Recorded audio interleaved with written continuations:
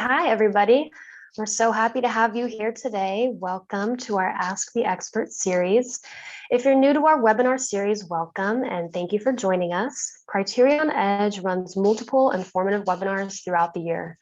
For today's live Q&A topic, we'll be discussing systematic literature review. What is it and why is it so important? Our speaker today is Lori Mitchell, founder and president of Criterion Edge, a global medical and regulatory writing and safety services firm serving the medical device, pharmaceutical, and biotech industries. Lori has over 20 years of experience in medical writing, safety, and pharmacovigilance management and regulatory reporting. Having provided regulatory and medical writing solutions to many pharma and medical device companies, both large and small, she is a proven leader in designing practical strategies to meet current global regulatory challenges. Lori is also a published author and holds a Master of Nursing from UCLA. And now I'll turn it over to Lori. Thank you, Olivia, and welcome everyone. Thanks so much for joining this 45-minute live question and answer.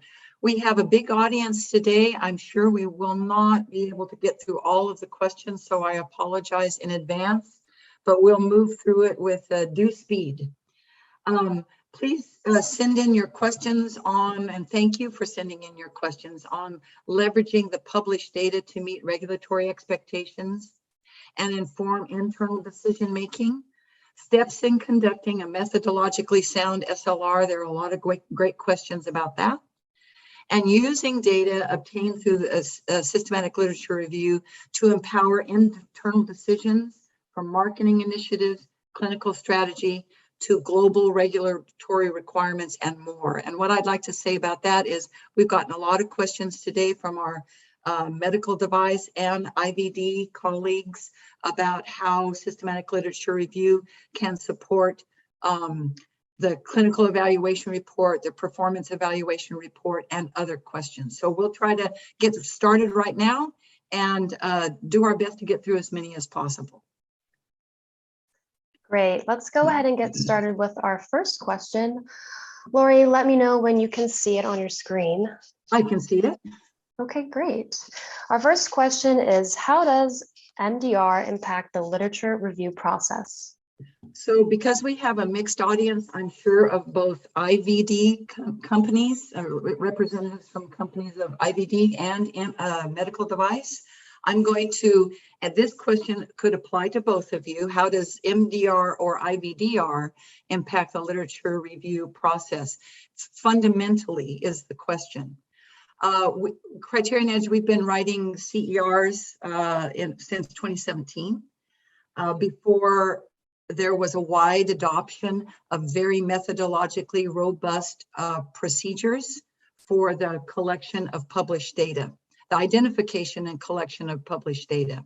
So in those early days, companies were doing Pubmed searches, internet searches, and all manner of methodologies described in the CER or not described in the CER.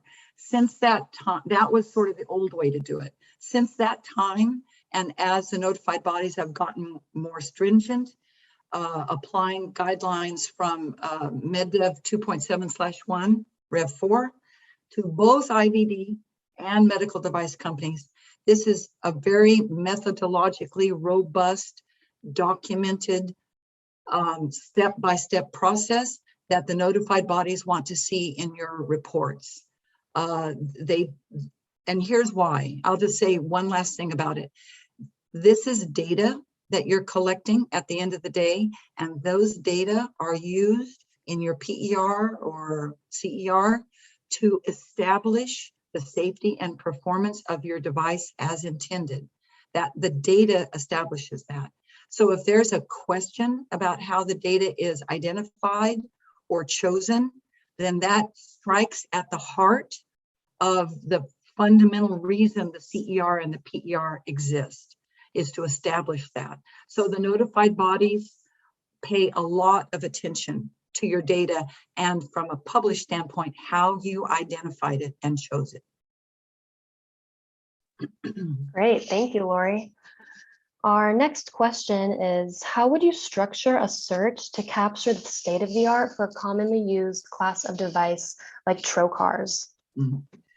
So how would you structure a search to capture the state of the art? All right. So for the state of the art section, and this again applies to our IVD colleagues in your scientific validity report and PER, and for the medical device colleagues in the CER. The state of the art section is kind of a two-part section and two different jobs to do in that. One is to establish the state of the art of your device as intended, and when compared to its competitors. In other words, other devices that do the same thing using the same, relatively same technology and the same intended use as your device. So that state of the art search is a search that is search number one. And it is a background search. This is the one search that you would do in a PER or a CER that does not have to be methodologically strict or robust, because it is looking for background information and using search terms to tell the story of the state of the art. So that is something that you don't need to review. It's really to help tell the story. But the other search that is part of the state of the art section or scientific validity is the competitor device search. Now, these are competitors, not your equivalent devices, if you have any. These are the competitors to your trocar or your analyte that in the IVD world. And it's from that search that must be very methodologically robust, because from that search you will pull essentially the acceptance criteria data to help establish your device as state of the art. And we can talk a little bit more about that later. So there are two searches for the state of the art. One is that general reference search, and one is the competitor device search. Great, thank you. Our next question is, how many databases should be used for systematic literature search, and which ones? So the MedDev Rev 4 actually calls out Embase and Medline. They actually name that by name. And what they don't name is Pubmed, which Embase and Medline kind of feed into. But Pubmed is, kind of an internet accessible public database, and Embase and Medline are not as you need to go through a certain procedure to get to Embase and Medline. So Embase and Medline are required, I think, are kind of required searching. And this question also strikes at the heart of the thing, again, back to the notified bodies. What are they looking for? Methodologically robust search techniques, search strategies, search terms, and to look in across multiple databases. Embase and Medline, in our experience, have always been the two accepted databases. Occasionally, our clients will want to go into Biosys or SciSearch, which we have the capability of doing because we use a platform called ProQuest Dialog that can access really any database. But you should be targeting Embase and Medline. Yeah, I think that was a great answer, Lori, and we definitely get this question a lot. We have some other SLR webinars that we've done that we can go ahead and send the links to in the chat. And let's get to our next question. How do you ensure you capture a large enough literature scope? Well, there's a little bit to unpack in that question, which is, first of all, the notion of what is large enough. And it's really not about size as much as it is about quality. And again, this gets into when the notified body looks in your CER or PER and looks at your published search strategy with all of its mesh terminology and multiple steps, which they will look for. are going to look at how robustly that search strategy was put together. And our medical librarians at Criterion Edge are very good at separating out and designing those search strategies using the mesh terminology and Boolean search terms and just the whole syntax to separate the wheat from the chaff, if you will. In other words, a good librarian or a good search strategy will get to the heart of what you need and try to separate out extraneous references. So how do you ensure you capture a large enough literature scope? Well, first of all, large isn't necessarily the goal. You want it to be focused and thorough and not exclude important references, but try not to include a lot of extraneous data. Now, if this question is about data sufficiency, that's a different question, which is how do you ensure that you have sufficient data to establish the safety and performance of your device? That is a different question, and you can't always necessarily ensure that. And that's a much trickier question. And I think we've got a question about that later. I think that's a great distinction. And I also want to mention that if you have questions about that, you can book a free consultation with us, and hopefully we can get you some more information on that.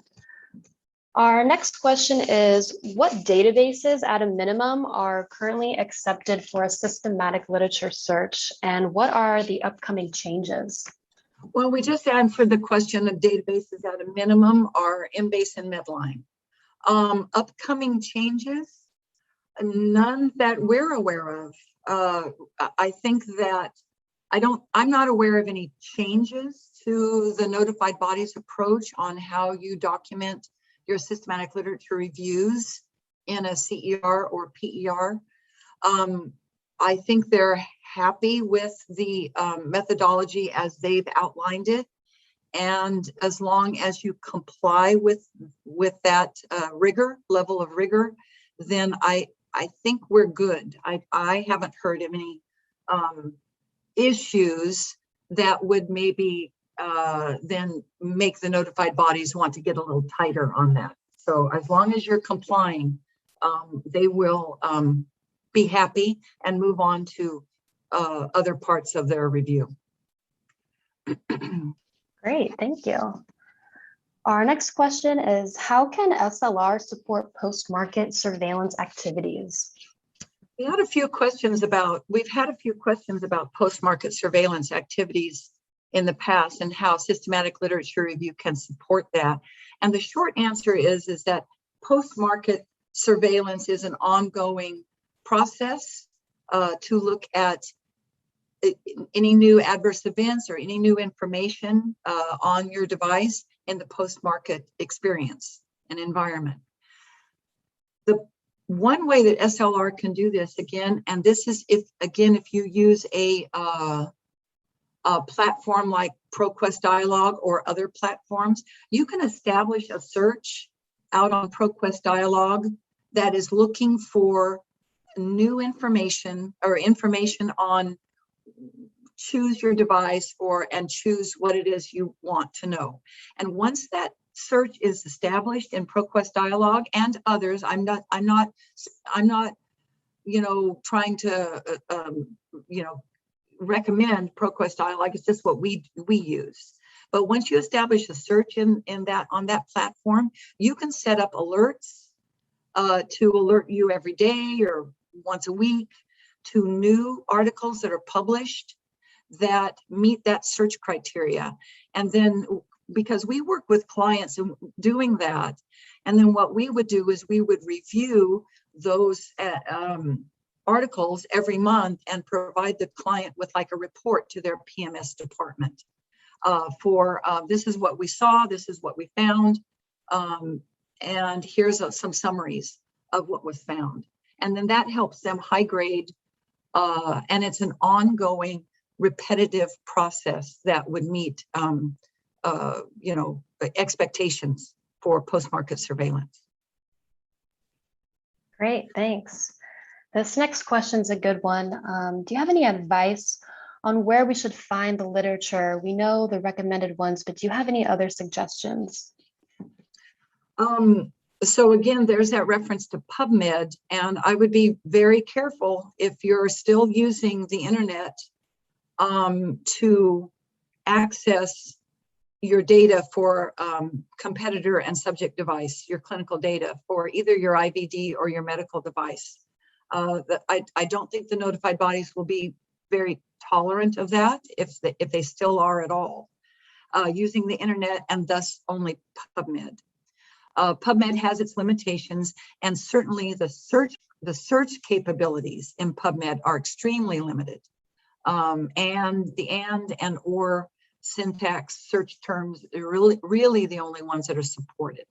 So there's that. There are the other suggestions would be to try to either identify other platforms. Elsevier might be a platform. Look into platforms such as ProQuest Dialogue and others like it, in which you could buy a subscription to access those databases on an ongoing basis. Thank you for those suggestions. Our next question is, how do you set the acceptance criteria? Can you please give us a few details on that? Well, that is a big topic. And we get a lot of questions about what are acceptance criteria and how the heck do we, identify them. We've got that in other webinars too, which we could probably post, or you can look on our website, but I'll give the short nickel version of that.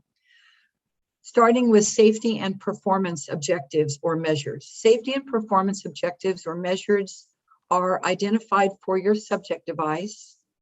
They don't have to be exhaustive. Pick 1 or 2 safety objectives, 1 to 3 performance objectives that are common to your device across the industry and your competitors. In other words, if you were to read 5 other articles on your competitors, what data would they be pulling? Look at your own clinical investigations. What are those endpoints? That's what safety and performance objectives are. Rate of bleeding at 30 days, time to ambulation. Those are safety and performance objectives, for example. What are acceptance criteria? So you've now established your list, your short list of 2 safety and 2 performance objectives or something like that. Now, the next step is, and I've already talked about, competitor device.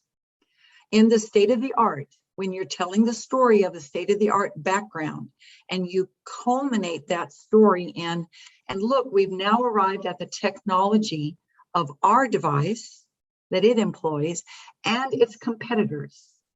So now we're going to talk about that, and we're going to turn to our competitors to extract data from competitor device literature on the rates of those that they publish on what is the rate of death at 30 days, rate of bleeding at, peri-procedurally, time to ambulation. Your competitors, just like you are publishing those data out in published literature. Why do we look at those competitor device data? To pull the acceptance criteria, to pull the rates that they are reporting on your device's safety and performance. Those rates establish the bar, if you will, the performance and the quantitative bar by which your subject device data will be compared, because you framed it within the state-of-the-art section. You framed it out there. Hey, we've just now talked about state-of-the-art. This is why this particular technology is state-of-the-art, but we can't compare ourselves to ourselves. So you can't use your own data as acceptance criteria. You have to go to your competitors to choose to look in the literature to establish those bars. So I hope that helped a little bit with this. Our next question is a good follow-up question to that one. On the topic of the CER, how do we identify the acceptance criteria? Can we use equivalent device info instead of competitor analysis? So good. This is a good follow-up question. I think I just addressed the first part of it. How do you identify acceptance criteria? So let me emphasize the difference between an equivalent device and a competitor device for those that still may be murky on that. An equivalent device is not a competitor device. An equivalent device is a device that is put inside of your CER or PER, in which inside of that evaluation report, you, the company, and us, the writers, we have gone through a very, very robust procedure to establish that your device X and your device Y, which are both included in the CER, are equivalent. They must be equivalent to each other in clinical, technical, and biological terms, which is the vernacular in the MDR world. Point by point by point. So if you put ballpoint pen 1 and ballpoint pen 2 as the two subject devices in your CER, for example, we have to go through, as writers, we have to go through and establish equivalence between those two ballpoint pens. One is yellow, one is blue. Why does that matter, or why doesn't it matter? And it's okay. And you have to justify every difference as having no clinical or technical or biological impact on the patient. Once you've established equivalence, this is important, once you've established equivalence amongst the devices within your CER or PER, then data for one supports data for all. There's no, that's a very important distinction. You may have lots of data on ballpoint pen 1, but very little or none on ballpoint pen 2. But if you've established successfully equivalence between 1 and 2, the data for 1 applies to ballpoint pen 2, and you're good. Now you have clinical data. That's equivalence. The competitor analysis, I think we talked about already, that you would go, you can't compare yourself to yourself. So you have to use the acceptance criteria from established competitors of your devices under evaluation. Thanks for that distinction, Lori. I think that was a very helpful answer. Our next question is an interesting one. What are the most common problems faced by literature reviewers? So literature reviewers to me means the people on a team that would be reviewing the results of a clinical literature search, either the competitor or the subject device search. So let's take a subject device search. You're now going to run a search on your subject device to see what kind of clinical data you can extract from published literature over the last 3 years or 5 years, something like that. And you run that search and you get back 150 references.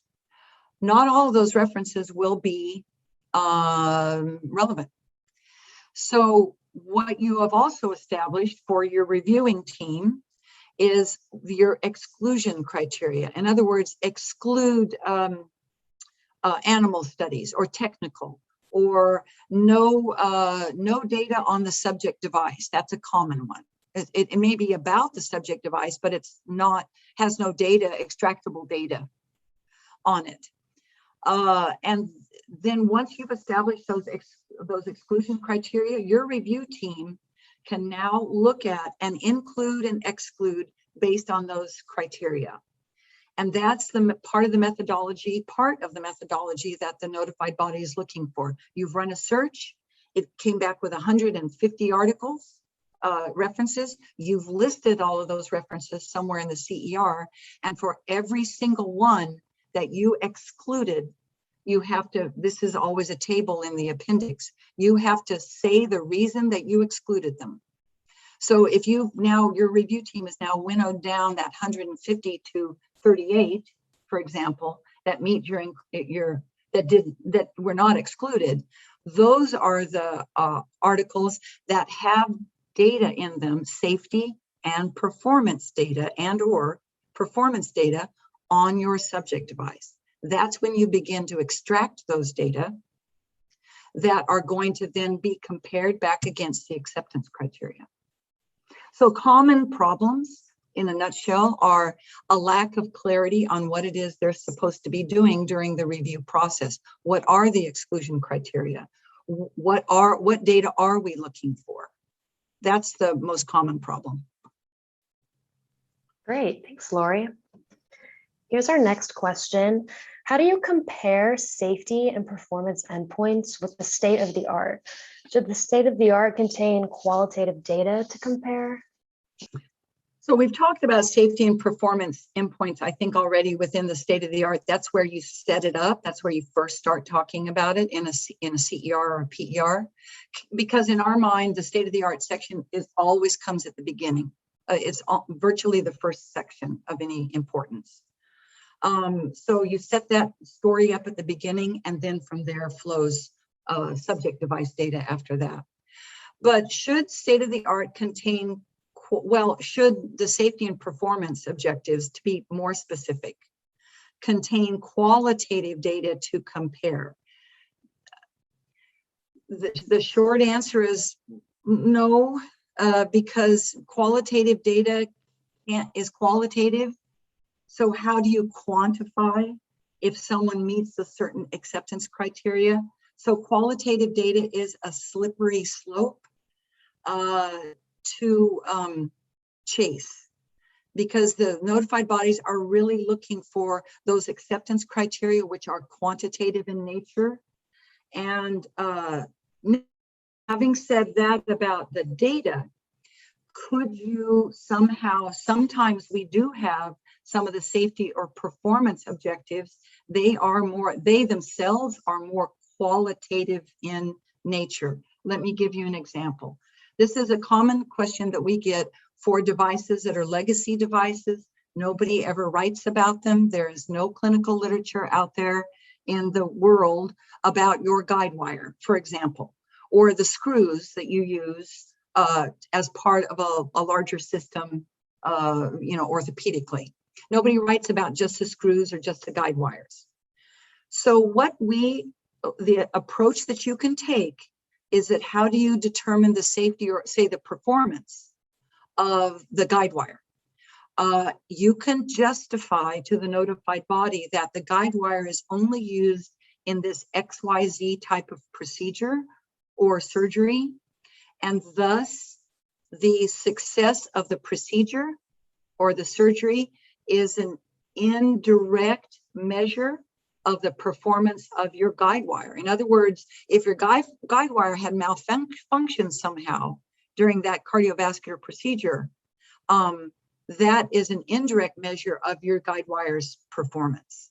So be thinking about things like that too, and that becomes a little bit more qualitative in nature. Great, thank you. Our next question has a pretty lengthy answer, but we'll go ahead and ask it anyways. Can you give a description on the whole procedure, specifically step by step? Well, I appreciate the question, but I don't want to tackle that in a short, forum like this.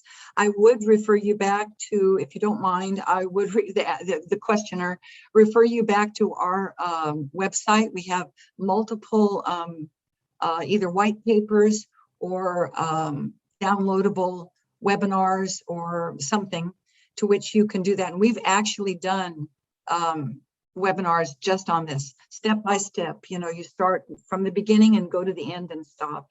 And it is very procedural. And so I would encourage any of you who want to know what is the step-by-step, what are they called? Because there are steps, and this is the methodologically robust procedure, nor is it new. This is a well-accepted methodology. The notified body didn't invent this. This methodologically sound way of looking for data in clinical literature or published literature has long been the purview of academia. So it's been well described. What the MDR, what the European Union did is in MDR and the IVDR, they just said, hey, everybody, do it like that. That's the way we need you to do it for data. And that's, so they didn't invent it. They're just now holding all of our feet to the fire to do it that way. Yes, thanks, Lori. And I do want to emphasize our other white papers and webinars that we have on our website, criterionedge.com/resources, and you can take a look at those for more information on this. Our next question is, do you need to use multiple search mechanisms, or is picking one like Pubmed sufficient? Well, a search mechanism is not quite the same as the database. So a search mechanism would be your methodology for designing your search strategy or search protocol, that stepwise search strategy. So that is very whoever's building it, that's very dependent on how the builder builds the search strategy in that stepwise fashion, say our librarians. Pubmed, of course, is a database. So, first you build your search strategy, and then you apply that search to multiple databases. And as we've talked about, Embase and Medline. Great, thank you.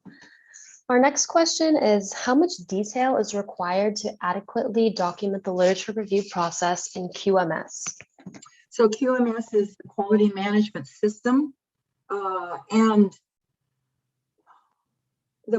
So when we specifically say so there's two parts there. How much detail is required to adequately document the literature review process, okay, in QMS.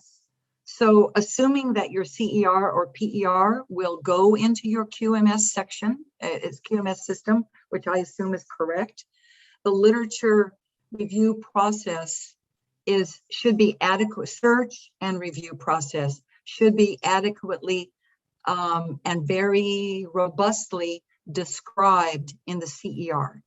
I can't emphasize this enough. When we are, engaged to maybe rewrite a CER that was done last year or the year before, or rev a CER or a PER from the MDD or IVDD to IVDR or MDR, it's always the literature. That's always the first place we look, because it's hard on clients they don't always have the access to do, or the knowledge or the expertise in-house to do those adequate searches. So, but it's not just the search. Let me just finish by saying this. How much detail is required to adequately document the literature review process? Well, that starts with the search. Then it starts with moves on from there. It's a full listing of all results. Then next is that you have to publish what in the CER, I'll use the CER as an example, your exclusion criteria. You have to specifically say what they are. And then you have to describe your literature team's results, which they are review team's results, which they are now looking at those 150. And in that table that I described earlier, of the 150, 38 were chosen as included, and the others are documented about what exclusion criteria was applied to each one of the exclusions. This is the first step of documenting, and it's all about this, everybody. It's about one thing, that the notified body must be assured and feel confident in two things, is that everything you document in your CER is reproducible. In other words, if they took what you wrote in there and documented and they did it themselves, they would get virtually the same results. They have to feel like there are no steps missing, and that if they did it, they would get almost exactly the same results, number one. And number two, it is all about bias. If the notified bodies feel like it is not well described, or they detect the possibility even of inadvertent bias on the selection of data, they will flag it. So you must document it from beginning to end with your methodology and your justifications for exclusion, and then how you use the data, the included data, appropriately. So a lot of detail to answer the question. There is a lot of detail. It can feel like a lot, but it is a critical part of the CER and PER. Yes, definitely. Here's our next question. How far back do you recommend that we search literature for state of the art? Okay, so I'm going to define that question as for the telling of the story of the state of the art, starting with clinical condition, epidemiology, professional guidelines and standards, moving on to alternative therapies to treat the whatever the clinical condition is, all the way through then the technology used, all of that. That's the story that I'm talking about. That's not data driven yet. That's background information. That's weaving up a story of history and how we get to the technology that your device uses. And there's a lot of background information. That state of the art search can go back 10 years. If your device was well described with professional guidelines, perhaps, or some original papers from 10 years ago, we should be able to look at those just for background information and to be informed. But what we're really looking for are professional guidelines, current, professional standards, current, and then framing up the story of the state of the art based on current guidelines. So because you can go back as far as you like with a state of the art search, because it's really just informative to your writer. Great, thank you. Here's our next question. What types of data analysis should be performed on the data extracted from the literature? So one way to answer that, I guess tongue in cheek, is robust data analysis. You cannot scrimp on this either. So what type of data analysis should be performed on the data extracted from the literature? So I'll take that as either subject, but let's just say subject device data. All data sets, regardless of whether it comes from the clinical literature, your PMS data, your internal clinical investigation data, manufacturer held, or other sources of data on your device, all those data sets must be weighted and appraised. That's the first level of analysis that you begin with. And once you have weighted and appraised all data sets using the same validated tools, whatever it is you choose, then now you can begin to compare apples to apples. In other words, you've weighted all the data sets, clinical data on your subject device from multiple locations over the same time period. That's another thing that's important, is that all the data sets their time period should match. If you're looking back 1 year, 5 years, your PMS data should be looking back in 5 years, your clinical investigation data should be 5 years, your clinical literature search should be 5 years, whatever you choose. And then your data sets now become more comparable, because you've weighted and appraised them, and you've extracted the safety and performance objectives from them, and then you're comparing your data on those safety and performance from your own subject device back to the acceptance criteria or the bar that you established from your competitor device in the state of the art. So that's the type of data analysis. It should be robust, it should be discussed, it should be analyzed through at the section level, not just at the end. You should be analyzing as you go throughout the CER or PER. Don't leave a section, whether it's about PMS or it's about your own investigations or published literature.